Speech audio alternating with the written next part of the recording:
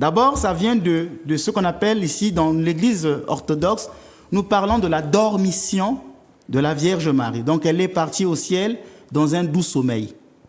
Dans l'Église catholique, on parle de l'Assomption de la Vierge. Elle est montée avec son corps dans la gloire de son Fils. En effet, c'est une tradition de l'Église qui dit que quand l'heure de la Vierge était arrivée, le Christ est apparu à ses apôtres pour leur dire que la Mère de Dieu va monter au ciel et que les apôtres devaient rejoindre la Vierge Marie à Éphèse. Il y a eu un mystère qui s'est produit. Tous les apôtres, tout à coup, ont été élevés vers le ciel pour se retrouver tous à Éphèse. Ça, beaucoup de gens ne le savent pas parce que ça fait partie de la tradition de l'Église. Alors les gens diront, mais comment ce mystère est possible? C'est possible puisque on nous dit par exemple le diacre Philippe, quand il a baptisé l'Éthiopien, subitement il fut élevé, il fut téléporté.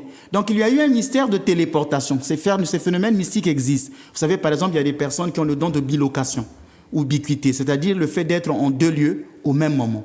Il y a eu des saints qui ont eu ce phénomène. Il y a des personnes qui ont des visions géographiques, qui peuvent voir des choses qui se passent à distance. Donc les phénomènes mystiques extraordinaires existent.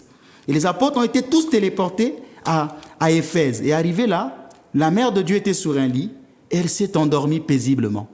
Et 3 jours après, une lumière est venue du ciel et a pris son corps et l'a fait monter au ciel.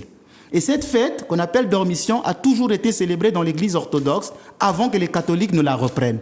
Plus tard, cette fête, qui était d'abord une fête de l'Orient, est allée en Occident. Et l'Église catholique l'appelle Assomption de la Vierge Marie. Donc, c'est vrai que la Vierge, en ce moment-là, n'a pas connu les douleurs, elle n'a pas connu la mort. Parce que pourquoi? Son corps a été élevé. Elle est la première ressuscitée après le Christ. Et c'est normal, puisque son corps a été uni substantiellement, hypostatiquement, au corps de notre Seigneur. Ce corps de la Vierge ne pouvait donc connaître la putréfaction.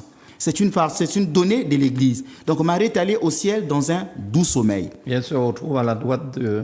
La droite, c'est aussi une expression, parce que c'est dans le psaume 45, le verset 10, qui dit « Ton épouse sera assise à ta droite ». C'est une expression. C'est pourquoi dans l'Église orthodoxe, l'icône de la Mère de Dieu est toujours placée à la droite du Christ. Donc parce que Marie est demeurée intacte pendant l'enfantement, lorsqu'elle a enfanté, elle a gardé sa virginité, il ne convenait donc pas que son corps aussi connaissent la déchéance de la mort. C'est lié. C'est la naissance mystérieuse du Christ qui fonde le dogme de la dormition. Ce n'est pas encore un dogme, qui fonde le mystère de la dormition. C'est parce qu'elle a enfanté sans tache, que son corps est resté intact pendant l'enfantement, que le Christ aussi a fait que le corps de Marie ne connaisse pas la putréfaction du tombeau.